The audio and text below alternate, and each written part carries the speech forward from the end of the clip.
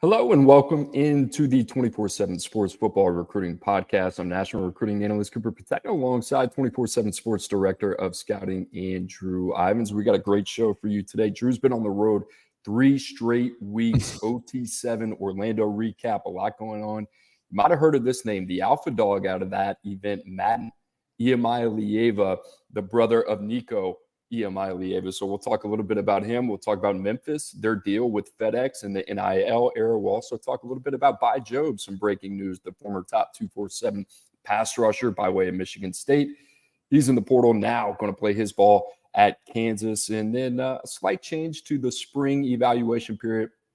We'll talk about that later in the show. But Drew, I'm still in New Orleans, a week longer than I thought. I got the nice rustic background in the back down here, downtown New Orleans. I can't complain. How are you doing, my friend?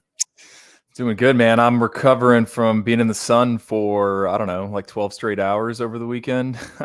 I have some color to me. I do not have a cool backdrop like yourself, that exposed brick. I'm a fan.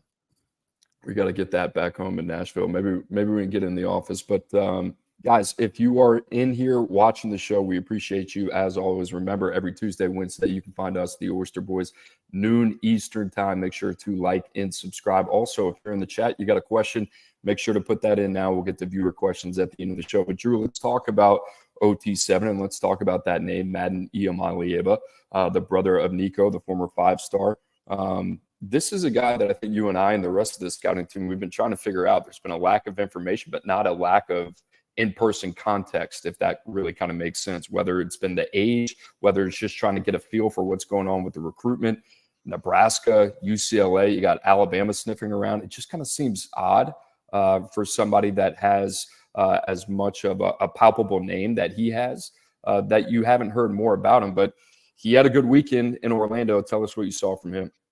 Yeah, my alpha dog for the weekend. It was really the weekend of the Madden. So you had Madden Iamaleava, who led his team to the final of that tournament. And then Madden Williams, a receiver in the 2026 class. He was part of the team that won the championship. He had like 12 touchdowns over the course of the weekend. But really, Madden, the quarterbacks are where my eyes are always going to go in this type of setting, especially kids from around the country. And last weekend, it was Bryce Underwood that was there. You had Deuce Knight, Tavian St. Clair. This weekend, it was Madden Iamaleava, Antoine Hill, and Husan Longstreet. I thought Madden had the best weekend of the bunch. He's a guy that I haven't been able to really just put my thumb on, right? 1-year starter. Obviously, he backed up his brother there at Warren High School in Downey, California. He went 11-2 this past season, 58% completion percentage, but he's kind of been like a Yeti. I can't figure him out. And after just getting a chance to watch him both Saturday and Sunday, I mean, the similarities between him and Nico are there when you look at the arm. It's very upper body. They can zip it to all 3 levels, challenge tight windows, drop the arm down. I thought he was awesome. And really, as we head into the June, a lot of these quarterback dominoes have fallen, but like Madden to me is a name everyone needs to know. Like, where is his recruitment going to go? Try to talk to him about that in between games, and he was kind of standoffish in terms of schools that were involved. I brought up Nebraska, I brought up UCLA, and he said really one of the only places he visited this spring was Alabama. Kalen DeBoer was there for a spring practice, which to me got the mind churning a little bit. Okay, I think this is a guy that as more of these quarterbacks make decisions, I can see someone pivoting to him, because there's no question. I mean, he's got the arm talent to play in an up-tempo attack, and he's like Nico, not as tall, not as long, but he can certainly, I think, win games on Saturdays. Going to be really interesting senior season to evaluate with him and kind of see what that looks like. I think Alabama right now, of all the schools to really kind of keep an eye on, where you just don't have a pulse. They've been involved with Deuce Knight. They've been involved with Keelan Russell. You don't really know who their primary target is in that quarterback room. So it's going to be really interesting to kind of follow that and what happens with Madden. He's kind of just sitting out there right now. UCLA still looking for a guy. They landed the transfer from Washington over the weekend. Demetrius Davis. Demetrius Davis, blanking on the name, as Damon Williams, the other young freshman surging over there.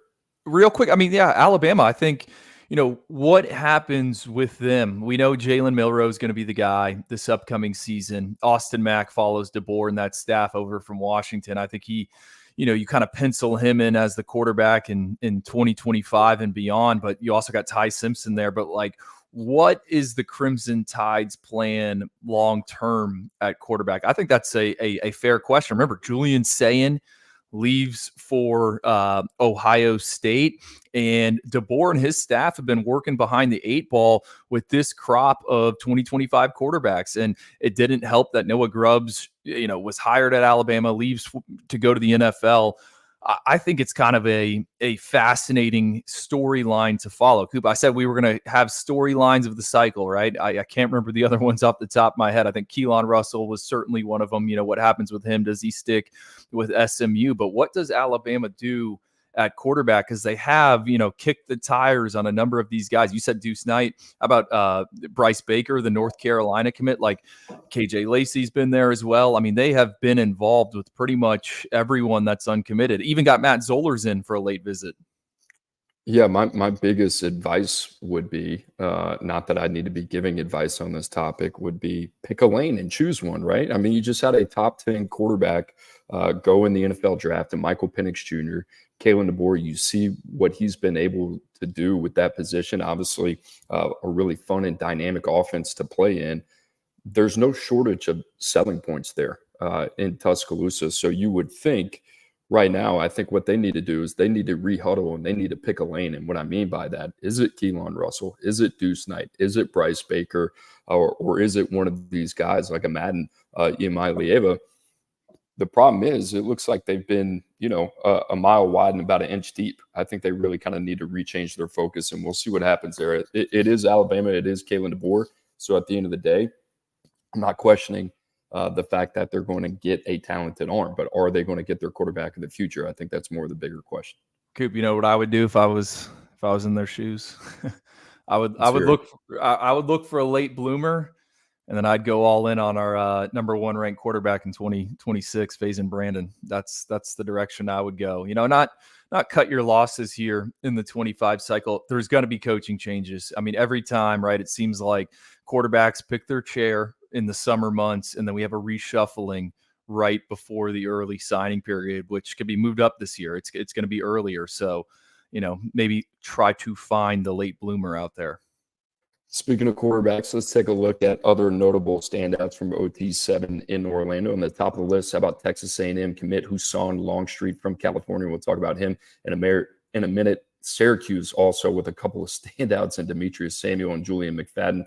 Tylon Taylor, we'll talk about him. And then Alabama with a couple of commits making some hay. Zamir Smith, Abdul Sanders from Mater Dei in California. But Drew, let's start at the top. Husan Longstreet, a guy that we're certainly excited about, ranks number 28. He's the number 5 quarterback in the country in 2025. We have yet to mint 32 5-stars. This is a guy that's in that neighborhood.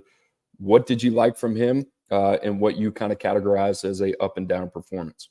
So I've stole this term from Daniel Jeremiah at the NFL Network, who does obviously an excellent job.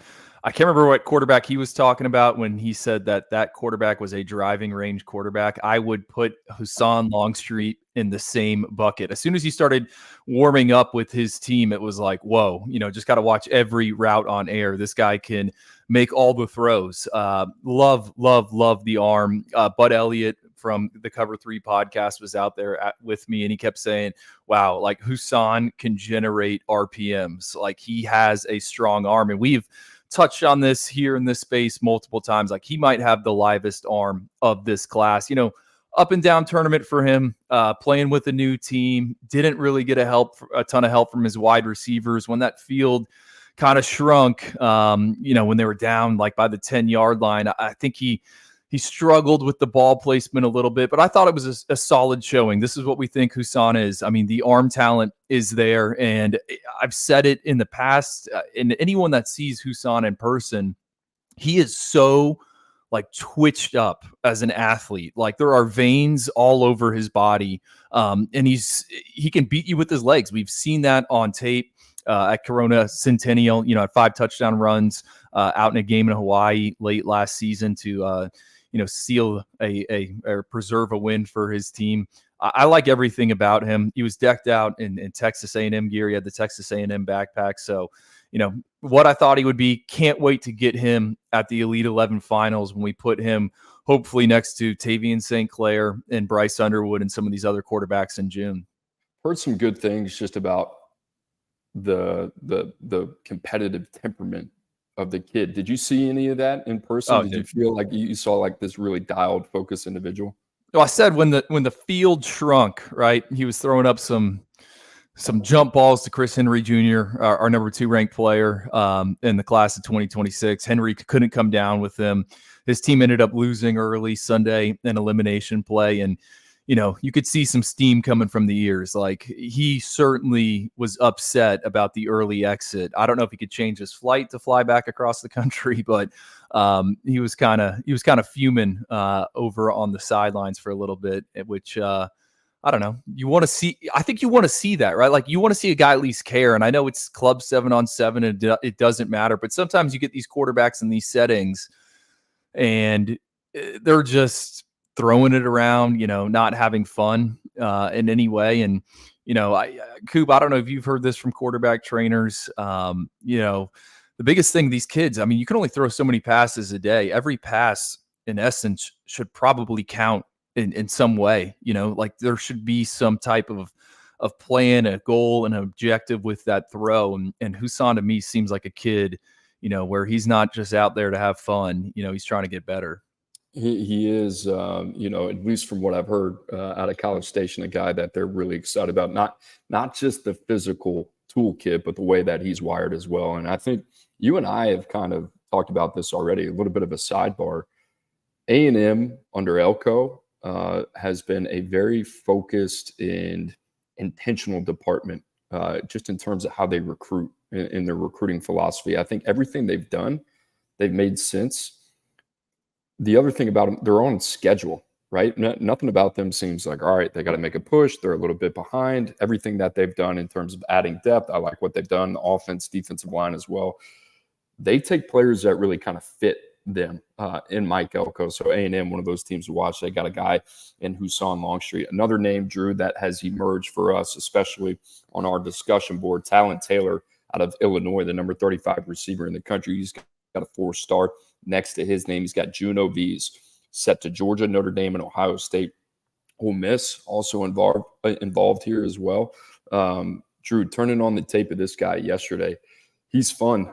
And the way that I would describe him as a route runner is sticky. I think he's got some of the best one-cut change of direction ability of any player at the skill position in the country. His ability to get in and out of routes and breaks extremely quickly and create separation, not only off the line of scrimmage, but at the top of the route, I thought it was pretty second to none. He operates primarily out of the slot, but this is a guy, there's a lot of redeeming traits with him. And if you're looking at him just as a pure route runner, this is a dude that you can have a lot of fun with, right? I'm buying as much Tylon Taylor stock as I can right now. Didn't really know much kind of coming into the tournament about him. Had him circled. All right, want to see this guy.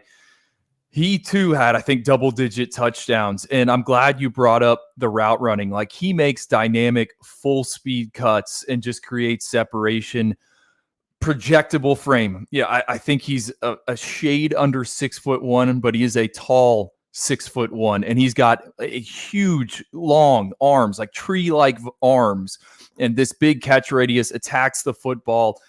I'm a fan. And you dig back into the senior season there at Geneva High School up in Illinois, missed some time due to injury. So really not a ton of on-field production. I think right around 500 yards, 30 catches, 6 touchdowns. He was dinged up. But Alan True for 24/7 Sports, we saw him at the Under Armour camp up in Ohio earlier this month, or I should say last month. I saw him here at OT7. I thought he was, like you said, one of the best route runners. He's just a playmaker, right? Guy you want to get the football.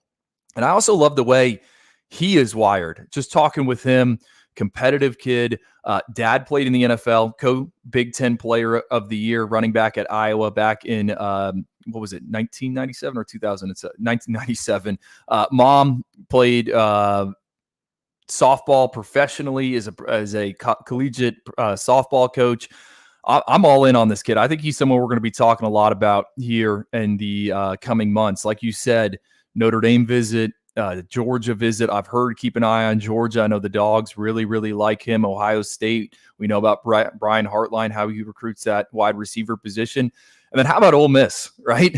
Lane Kiffin, man. I mean, we raved about Jerome Miles, the top 247 wide receiver they picked up last week out of Utah. Now they're up in Illinois. This seems to be a new look for Lane Kiffin and the Rebels. Yeah, more of a national brand approach. Maybe Ole Miss sticks out to you for good reason. The biggest school that sticks out for me is Notre Dame, right? I went back, and I know you and I were talking yesterday. We're combing through the top 32 right now. I'm watching Derek Meadows, who Notre Dame's in really good position with. But if they can get those type of athletes in that room, that's what they need. I think that's where they really need to upgrade there, is from a talent composition standpoint in that room. Tylon Taylor is a different type of athlete, right? We talked about the route running ability, the ability to separate. We love how that quarterback room is setting up. Talk about CJ Carr, Kenny Minchie. Now you got Deuce Knight coming in 2025. All that sets up after Riley Leonard. Who are they getting the ball to? And I like the way Notre Dame's built, but if they can get that receiver position right, it changes the complexity of that team. Okay, well, I think Ole Miss is the one where it's like, all right, eyebrow raiser that they're involved with this kid. I think that, a year ago. More geographically than right, anything. Right. For sure. How about program fit? Georgia. As a wide receiver, I think he could be built to play on the outside in a pro-style attack that wants to pound the football, right? Play action, timing-based routes. I think Taylor in Georgia's offense would excite me. And I'm struggling to find a receiver. Nitro Tuggle, they signed last year. He was from Indiana. I don't know. I think there's more juice there when it comes to Taylor. Is there a player comp that came to mind when watching him? No player comp yet. I haven't gone that far into the weeds just yet. You got one? In terms of the quickness and the route running, I got maybe three. Olave kind of comes to mind. He's not as silky, but that stickiness I talked about comes to mind a little bit. Roman Wilson's another name that kind of comes to mind. I can see the Roman Wilson for sure. And then reminds me a little bit of Kenny Stills too. Who came out of Oklahoma, was drafted by the Saints years and years back. So three guys just in terms of separation quickness that I thought were pretty elite. So now you get a pretty good idea of what Tylon Taylor's about.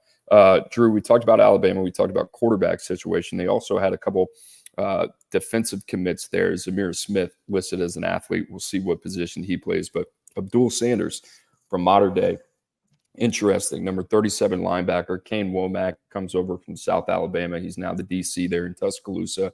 The two backers that they've taken, the other one from Mill Creek, I'm blanking on the name. Luke Metz and then Daryl Johnson. Daryl Johnson, and then you have Abdul Sanders.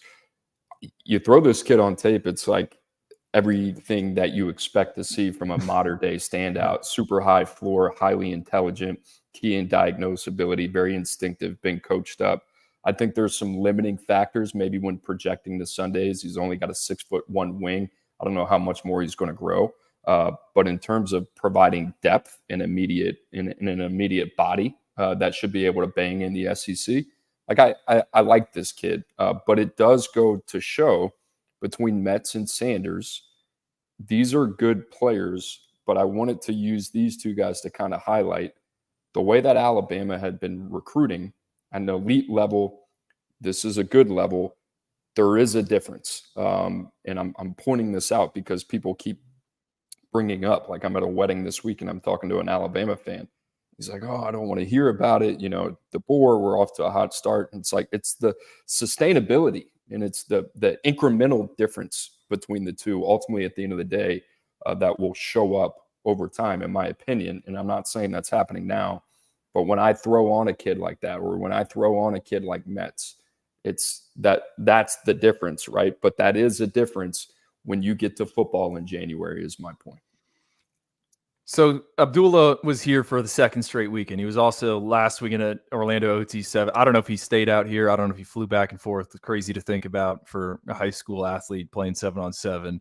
But last weekend, I was just kind of pointing to some people in the media and going, all right, like this is the new look Alabama. This is what Alabama was not taking bodies like this. And you said it. He's 6'1". He is 230 pounds. They just haven't been in the ballpark for those dudes. You put them in the same lineup as, let's say, Georgia's linebacker class from last year. Remember when Chris Cole showed up at the Under Armour All-America game? Justin Williams, you're like, whoa, like who are these dudes? You're not going to get that with Abdullah. That being said, I thought he had a really good weekend. For a guy that is 225 pounds, I think he's more of a two-down linebacker at the next level. He could play in coverage, man. There were some bursts there, also played some offense, had a catch and run touchdown where he outran a bunch of people. I think for he's a high floor prospect. I get the take for the Crimson Tide, but I think you're right, Cooper. And I'm glad you brought that up. It's just not the same type of athlete or maybe the same type of guy with measurables that Nick Saban was getting and churning those guys out and getting them into the NFL. But I get the take. I like him. I just think he isn't what Alabama has been bringing in the past. The other part of this, in year one, I get it. We kind of criticized Brian Kelly, right, when he came over from Notre Dame. It was a very national approach. And obviously you got Kalen DeBoer, pre-existing relationships, Courtney Morgan coming over from Washington, a lot of guys that they're recruiting on the West Coast. And Abdul Sanders, like we'll go back and, let's talk about this. You said it, like physically he fits an SEC style program, right? He is a big 3-4 inside linebacker that can bang between the tackles.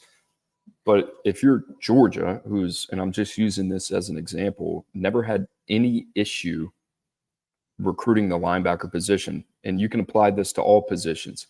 If Alabama wants to go to California to go get a guy like Sanders, if I'm Georgia, be my guest.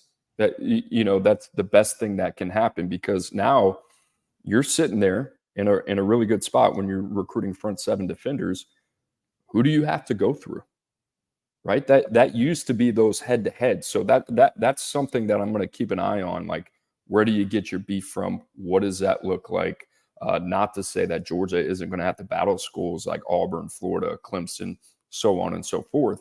But, if Alabama maybe gets a tendency to go outside of that Southeast footprint and they want to go to the Northeast or they want to go to the West, we've seen that with the receiver, right? We've seen it with a linebacker. To me, that's something to keep an eye on, because I think some of those schools are going to say, all right, well, if you guys are going to do that, then we'll have our fun in our own backyard of the Southeast, which is obviously very populated with talent. So something in my mind to keep an eye out there for. Drew, the Zamir Smith kid, they took pretty early on, right, from Maryland, number 15 athlete in the country, highly rated 3-star, 89 overall. Two-way snaps, I believe. What were your thoughts on him? Because you turn on the tape, it pops. I mean, he's a pretty exciting prospect. Yeah, pops on offense, right? And Zamir played exclusively kind of slot corner. Now, I'll admit, I did not realize he was at the tournament until I think it was day 2, and I was talking to one of his coaches, and they're like, oh, yeah, we got this guy as well. I'm like, oh, that would have been nice if you pointed that out. You guys give us rosters, no numbers.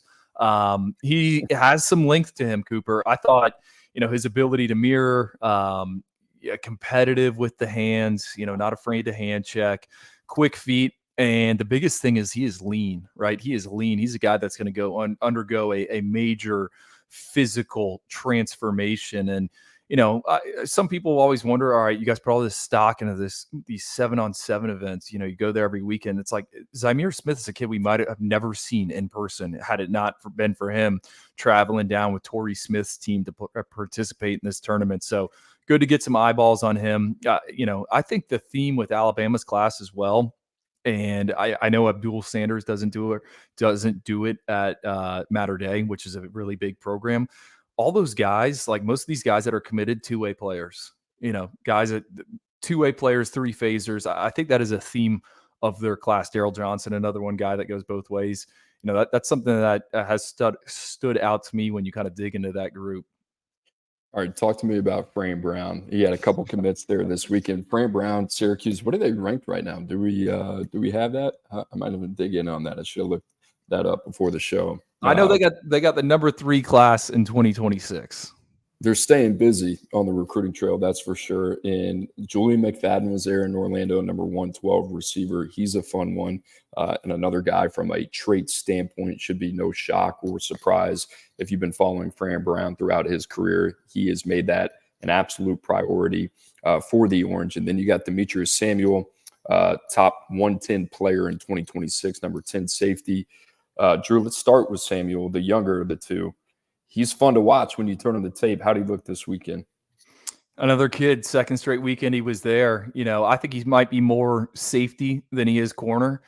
He came up to me and brought that up, how he thinks he's a corner. And guess what? He hung at corner. It was a loaded group of receivers. He played on the outside. Another guy that knows what he's doing. A lot of these South Florida, Central Florida DBs, I mean, they've been playing press man since they were 7 and 8 years old. Samuel is one of those kids, knows how to use the sideline.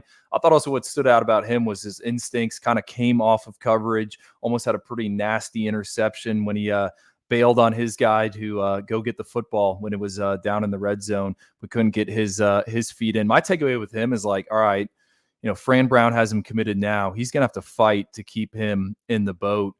And really, we've talked about it a little bit in the past, Syracuse and what Brown, who was the 24/7 Sports Recruiter of the Year in the 2024 cycle for what he did at Georgia. Like, I don't think it's all smoke and mirrors, having seen some of these guys. Like, these are talented football players, and I don't think ever in my career here at 24/7 Sports have I ever left a event and being like, wow, all right, Syracuse has got like 2 good guys committed.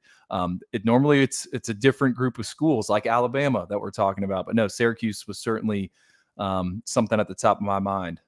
I mean, you got Elijah Robinson up there as well. I mean, the interim head coach at Texas A&M when Jimbo Fisher was out of there, he was certainly a guy that a lot of SEC teams were looking at in a defensive line coaching capacity. They get him up there as a DC. I mean, they got some juice. They know what it looks like.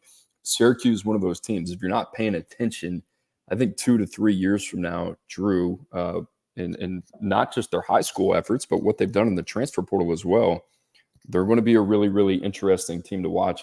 To me, like, and it's easy to say this as a former personnel guy, that's the way you should build Syracuse in my mind. It's like this Matt Rule type of feel. Like, hey, we're going to bet on the traits. We're going to have to be a developmental program, but we're going to have to take some shots, and that's exactly what Syracuse has done. So, Drew, with the recap of OT7 Orlando. Drew, any final thoughts from your time there this weekend? Only one more OT7 event. I'm glad. 7-on-7 season is coming to a close. When is it? Early June. National championship, baby, in Tampa, Florida. You going to come down? Probably not. I'll probably we got some Wawas in Tampa, so I'll leave it to you on that. Drew's been grinding on the road, as I mentioned, and we're grinding this week. Try to bring you the best recruiting coverage there is in all of college football. So, guys, please make sure to like and subscribe. And if you have any questions, like I said, whether it's on X or whether it's on YouTube, make sure to get those in now. We'll get to those at the end of the show. Every Tuesday and Wednesday, you can find the Oyster Boys right here on the 24/7 Sports YouTube channel at noon Eastern. Drew, you brought this up. Memphis is getting in the NIL game, right? We've always talked about like group of 5. What does it look like? Some of these programs have to get pretty creative. And now you got FedEx stepping up in Memphis, Tennessee, and they have pledged $25 million to Memphis's NIL initiative over the next 5 years. So that is $5 million per year. You brought it up because there have been some pretty interesting names linked to Memphis, whether it was in the portal, like Cormani McLean, the former 5-star. You got Antoine Hill, the quarterback, who seems to be down to Memphis and Florida, right? Those seems to be the 2 schools that keep coming up. Peyton Joseph, another top 247 target as well. So Memphis, one of those programs, they got money coming in not only from the NIL side of this with FedEx, but stadium renovations as well. So now you kind of see, I don't know, Drew, the teams right now that in the group of 5, you can kind of highlight, like it seems to be like this push, like USF, Tulane, Memphis. One of these guys is going to have a seat at the table every single year. I think it's really smart to try to get ahead of this as much as possible. Yeah, I mean, I just brought up how Syracuse, I left OT7 with Syracuse on my mind. I also left it with Memphis on my mind because Antoine Hill was there. His team got bounced early, kind of up and down tournament for him. He's a top 247 quarterback for us, former Colorado commit. I mean, a 6'5" pocket passer, great deep ball, intermediate stuff, needs to improve a little bit. Talking with him, and there's a little media scrum around him, just listening to his update his recruitment. He brought up, I'm going to take an official visit to Florida. I'm going to take an official visit to Memphis. And I'm like, okay, time out. Let's dig into this Memphis thing. And he said, my agency has been talking with their people, and all right, you pull up Memphis NIL. It's like, bam. Okay. FedEx is giving that program $25 million over 5 years. Now, I think a lot of it is going to go to basketball and Penny Hardaway and what they're doing with basketball. But it seems like Memphis is a potential kind of little giant here in the NIL space. You said it, Cormani McClain. They've got some other guys out of the transfer portal. I just think there's someone we need to be talking about with Group of 5 because the funds are there. And let's not forget, Memphis 10-3 last season, beat Iowa State in a bowl game. They get the quarterback back, who they had to pay for. They get their leading receiver back, who they had to pay for. They take on Florida State in week 3. If you want an early favorite for the American Conference, give me Memphis right now. I just think it's fascinating, right? What is this new look college football with all the movement, players getting paid and whatnot? If you have someone that wants to come in and give you the money, it's going to get you access to these high profile recruits like Antoine Hill, like Peyton Joseph. Let's use Antoine Hill really kind of as a little bit of an example in an experiment here. And you have Florida sitting at the top of this recruitment. You got Memphis, right? One of these guys, traditionally a powerhouse in the SEC, and another one working their way up through the Group of 5 ranks. And then you have this developmental quarterback prospect who we don't know, right? Like between me and you seeing, I think we've seen Antoine Hill, 3 or 4 times this offseason? Maybe 5. Yeah, maybe even more. And every time you see him, it's a little bit of peaks and valleys in terms of what we've seen from him. When it's good, it's good. And when he's off, you feel like, all right, this guy might be 2 to 3 years away from finally putting it together. Drew, the question I would ask you, if you're sitting in Antoine Hill's corner and let's say everything else is equal, but it really kind of comes down to the development of the player, which one makes more sense for Antoine Hill? Do you take the route to go to Memphis where more than likely you're going to be able to get experience earlier? Or do you go to Florida and are able to sit in a healthy quarterback room behind a guy presumably like DJ Lagway for 2 to 3 years? I don't know, because here's the other thing. You go to Memphis, you play early, you can always transfer up. I think that's – and Quincy Avery, who's one of the Elite 11 coaches, I came across something he said on social media that he was predicting, and I know this was a question we had, I think, last week. He was predicting more of these high-profile quarterbacks to go to places where they know that they can play and their system fits. I don't know if we have an example of that yet. I mean, maybe Matt Zollers at Missouri, but Antoine Hill to Memphis would certainly fit the case where he's a guy that's going somewhere with the thought being, okay, I compete for a starting job year 1. Whereas at Florida, I mean, he brought up DJ Lagway. He's well aware of how DJ Lagway looked in the orange and blue game, and he understands that he was the number 1 quarterback in the 2025 cycle. So I don't know what I would do if I was in Hill's camp. But I do think, there's going to be some people that are ending up at schools that we didn't think were destinations in the past. I think it's case by case, but I think in Hill's unique situation, I think playing time and access to playing time is really important. It's vital for him. And whether that's early, I feel like Memphis is a healthy situation that he can grow with, that is not going to have all of these expectations attached to him, as opposed to Florida's going to continue to bring in competition. That's just the way it's going to go. What does it look like in 2026? What's going to prevent them from bringing in one of the best arms in the country? There's nothing guaranteed at both spots, but I think access to the field at Memphis is more clear, where they'll actually try to build around Antoine Hill, where in Florida, he's going to have to earn the right to play there. So it's going to be really interesting to see what happens with him.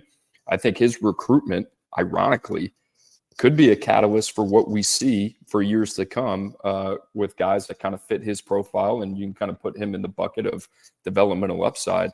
But if they're self-aware enough, you got some opportunity to make some coin and have access to the field early. It makes sense. And like you said, what's preventing him from 2 to 3 years re-entering the market, getting a pay raise, and going to play at a higher level now that he has that experience?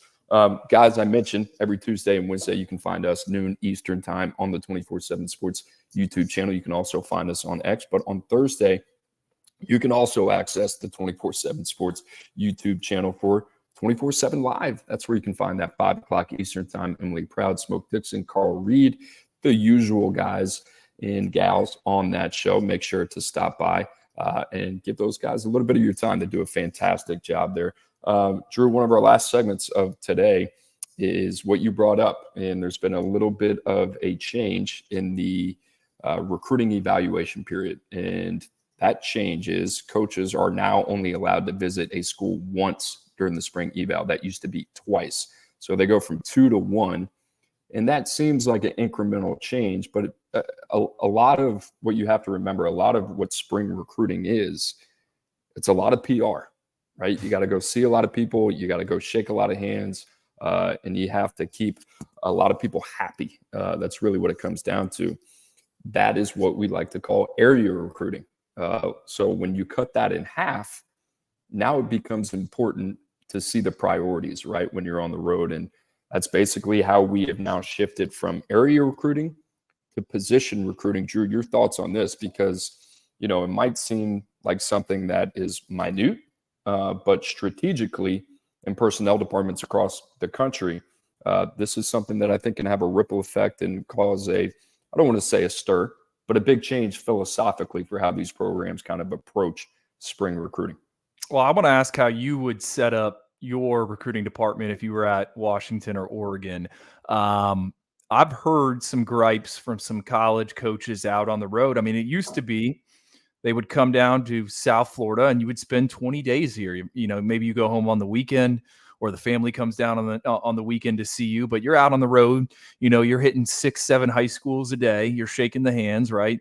You're handing out the offers and you're building those relationships. But now, a lot of staffs, it's positional recruiting. You are going to go see the top 10, 15 players at your respective position on your board, and then you're going to go home and you're done, right? And to me, this just feels like we're getting more and more shifting towards that NFL model, where there is no, like you said, relationship. I got to stop to see my guy. I mean, because you can only go to a school once. And think about it. Some of these powerhouse programs, right, at St. Thomas Aquinas, you could be recruiting a kid or 4 different kids that play 4 different positions. Who do you send there?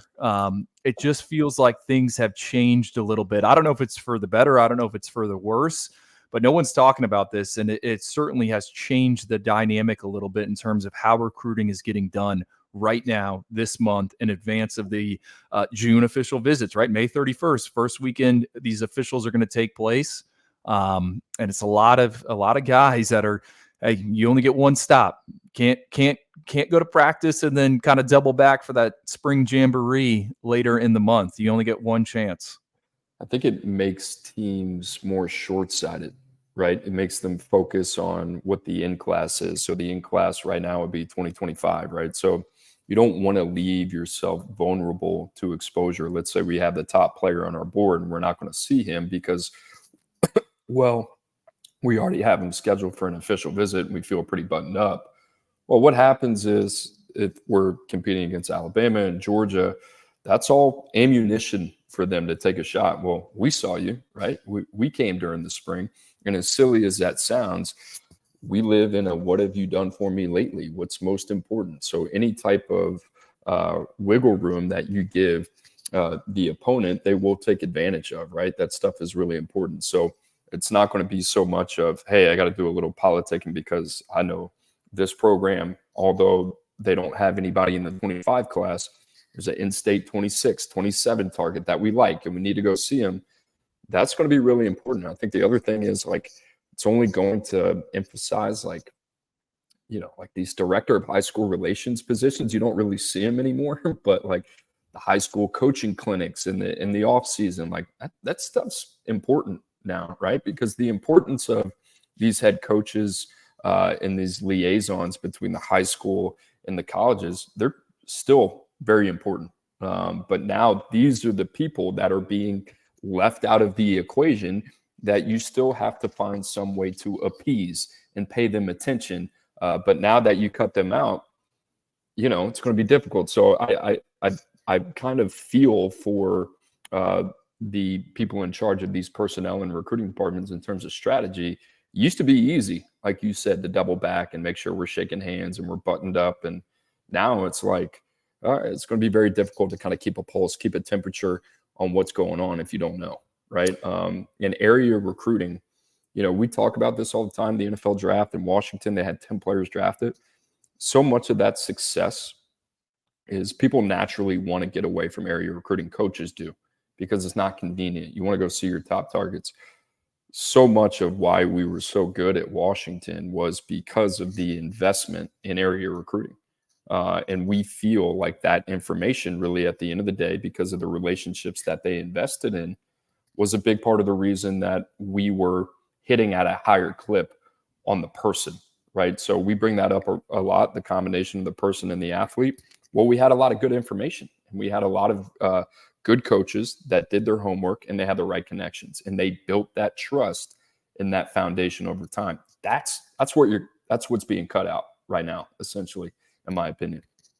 Do you have any good people stories, person background on any of those Washington kids that were drafted? I'm trying to think, you know, Scott Huff, he's now the offensive line coach with the Seattle Seahawks, maybe the best area recruiter I've ever worked with. You know, just his ability to relate to people of all kinds. It doesn't matter if it was a prospect's parents, a guardian, high school coach.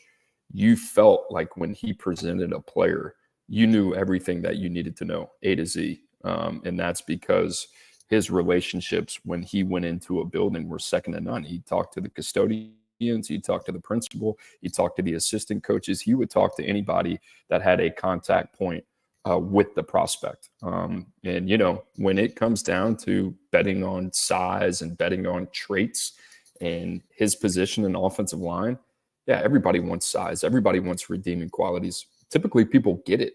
But the ones that work out not only have those redeeming qualities, but have the redeeming intangibles as well. That was the big force multiplier for us. And he knew those kids inside and out. And I always thought that was a huge added bonus for us.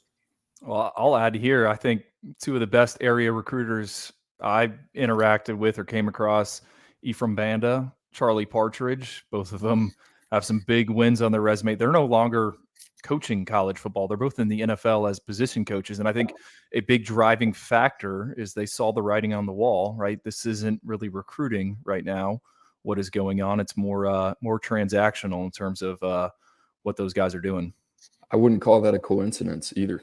You know, like the guys that actually enjoy going out on the road and building and maintaining relationships are just, you know, and, you know, conversations that I've had with guys that have gone from college to the NFL, they're in their mind, they're just exhausted and they're just tired and they're just done. And it feels artificial and it doesn't feel real to them, maybe the way that it did 4 or 5 years ago. And that's not a world that they want to live in. So not to say that going from 2 to 1 spring evaluation days is you know, making people feel this way, but it is definitely something that I think is notable. They're not getting the hotel Marriott points, the rental car points. You know, those are getting depleted. You're only out 15 days now, not 30. you can't have it both ways, right? Because the other part of this is we've been trying to figure out a way to kind of reduce it, right? Just in terms of the stress level and the equity and the time invested on the road. So, overall, I think that's what's really trying to happen here. But the other shoe has to drop at some point. Last thing I'll add on this, I think summer camps increasingly more important. I'll tell you this: they've been so important since I've ever been in it. But for the 26s and the 27s, you're not going to see. You got to get those guys on campus. But not many people do summer camps right. People will go to or programs will set up summer camps throughout the country, and they will not recruit their board to these camps. They won't do it. The important part of early identification, early evaluation is these summer camps and these live exposures. Remember the camps that you and I go to, and this is really for people listening right now, the camps that we go to, these combine circuits, coaches and personnel, executives throughout the country, that is such an important exposure point to them. They don't have access to that. They have access to the film via UC report. But as you and I know, to be able to get that live exposure to see how these guys not only move and how they look physically and their body types, but how they interact, the nugget that you were given about Longstreet, right? That stuff is so important. The only time they're able to get that in a competitive environment are these summer camps. How much do we talk about Devontae Smith showing up to Miami, right? Or these SNL camps that they used to have at Oregon back in the day, and you heard all these stories. Those are so important, and so much of Nick Saban's success at Alabama were these summer camps. And there's a great story about Amari Cooper showing up and turning in one of the best live in-person evaluations that I think Nick Saban had ever seen. So imagine doing all the homework, feeling like you have all the answers, but you just got to go back and you got to check it twice. And the final thing you need to see is just an in-person evaluation. That's why recruiting these guys to camp is so important. And I will say this, 90% of programs in the country, and that's probably being super conservative, take that for granted. I don't know how many of these programs do it right, but the ones that do it right have a massive advantage when it comes to roster building. So I agree with you 110%. Summer camps are not emphasized nearly enough. Drew, last thing here, by Joe before the show, former top 247 pass rusher 2024 class, top 60, number 7 edge. 23 class. 2023, I'm sorry. I keep getting mixed up. All-American Bowl, measured in, I think, 35-inch arms, from Senegal originally. Pretty interesting background. Played his ball in Oklahoma. Showed up in San Antonio, and I think we were just kind of like floored by this kid's energy. Also, the physical traits we liked a lot as well. He played 11 snaps last year in a just, let's throwaway year for Michigan State, right? Hard to take anything away from that. He's going to Kansas, and man, I really like this fit. My buddy hit me up, said, you guys don't talk about Kansas enough. We're talking about him now. You got Deshaun Warner, Tykius Brinkley as well.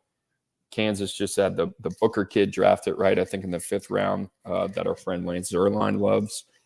I mean, dude, like, we haven't heard a lot from Kansas, but Kansas is one of those teams who's just like, oh, yeah, this one's super, super savvy here. I love this pickup. And guess what? Kudos to By Job, in my opinion, for picking the right spot. Yeah, I mean, how many teams? Okay, because all these teams had the opportunity to construct this edge rusher room, but this on paper, I would take this over how many other schools? You said it, By Job, Deshaun Warner, who was the number 7 edge rusher for us last year, All-American Bowl selection, Tykius Brinkley, measurables, finished as a 4-star for us. Like, Big 12, is that the best group of edge rushers potentially on paper, right? Given how much eligibility they have, the upside they have. Now the floors could be pretty low on some of these guys, but man, like, this is roster management, sicko stuff. What Kansas has constructed here. I mean, pretty fun. right? I mean, when's the last time we talked about Kansas in that light where you get excited about their edge rusher group, right? And if there's a team that I'm betting on, like, I don't know, smart money, Big 12 without Texas and Oklahoma. I mean, dude, it is there for the taking right now. And I'm sure there's a lot of people looking at Prime in Colorado and Texas Tech and Joey UCF. McGuire at UCF and Kansas State. I like Kansas. I like what they're doing there. So I'm excited about them. We always keep talking about what's it, NCAA EA Sports 25. I don't know what the name of it is. They change it. Why can't it just be NCAA 25? It's like We'll EA just call it Sports. that. Okay, Yeah. we're going with that. I mean, I don't know about you. When I play defense, I'm always using the edge rusher, right? So I think Kansas would be a fun team because you got like these like 3 young guys with potential stars underneath them. Like, you're looking to build a dynasty. Kansas, boom, there you go. Kansas State, both going to be teams to be able to, I would say, generate a little excitement when the video game comes out. All right, Drew, we only got 2 questions today. Kane's Cat's in here like he always is.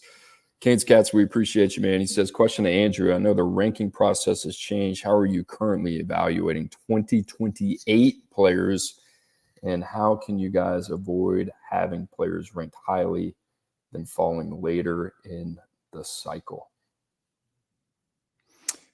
Well, I think he means the next initial class we'll have is we're going to do 2027. That'll be in August, right? So that's that initial 100. I think we really dialed it in the last time. You know, we did that 2026 top 100 update. I mean, what we're looking for is developmental traits, upside. I mean, there's no exact science to it.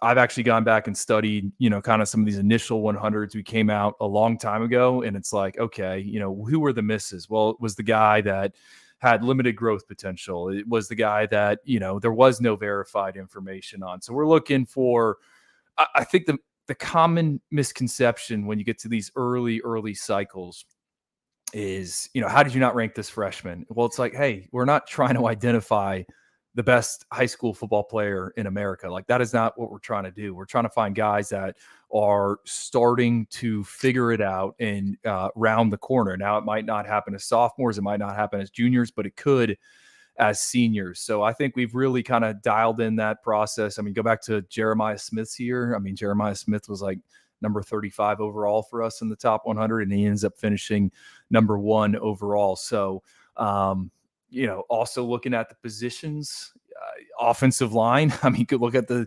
2024 NFL draft. The top 3 offensive linemen weren't playing offensive linemen in high school, you know, when they were freshmen. So trying to stay light on the numbers there as well, because it's going to be hard for, you know, to hold someone up there because there's going to be guys that are emerging behind them. So, you know, it's not a fun exercise. I think Cooper Patagna, Hudson Standish, Gabe Brooks, I mean, we really put some effort into the 26 update, already working on the 2027 update. We got a little watch list going there, and then we'll have one for 2028 as well, obviously. But it is a year-round type of thing. I mean, if Cooper can attest to this, it's like, all right, hey, saw this 2027 over the weekend, making notes, and it goes into our database for when it is time to construct that top 100. Drew, at what point are you like 2029, 2030, 2034? You're like, I'm just too old for this. Can't do this anymore. I don't know. It's weird to me. My first class the first class I ever worked on was like 2017. But I think it was 2015 that was the first class that was signed. You know, I worked further ahead when I was at Alabama, but 2015 was the first class. And here we are 10 years later, you know. 2030 is going to feel weird, right? Because it's going to be the 3. I know. There's just times I wake up and I'm like, you know, somebody will, like, you get a DM, you get these DMs. It's like, hey, I got a son, he's a 2029. And you're like, you roll your eyes and then you're like, yeah, it's not that far away. You know, it's really not that far away. So always interesting there. All right, one of my favorite things is, like, you know, you go to like these gatherings, a bunch of little kids going around. I'm like, what class are you? Like 2035? Like, where are we at in the calendar? And they, you know, they're puzzled, but the parents will get it. Those kids can't, I mean, I guess they know, man. They're trained that way. All right, last one. Living rent free in UT. Good to see you, my friend. He says, "What are y'all's thoughts on linebacker Riley Pettijohn out of Texas?" Drew, I'll start here. Currently ranked number 57, number 7 linebacker. I'm a fan of this kid. 6'1.5", 216. Just in terms of what you see from the athlete, I think there's a little bit more to him than meets the eye. 10-foot plus broad. Also a guy that ran 11.22 in the 100 meters, 24.1 in the 200 meters, 5'8" in the high jump. So we always talk about evaluating the athlete first. I like him athletically. And then the other part of this is on September 1st of his freshman year of college, he'll be 18 years old in 1 month. I mean, he's a puppy. So just in terms of his physical development, there's a lot there left. I think he's going to be a weak side linebacker. He's got some situational pass rush ability. I like the key and diagnose.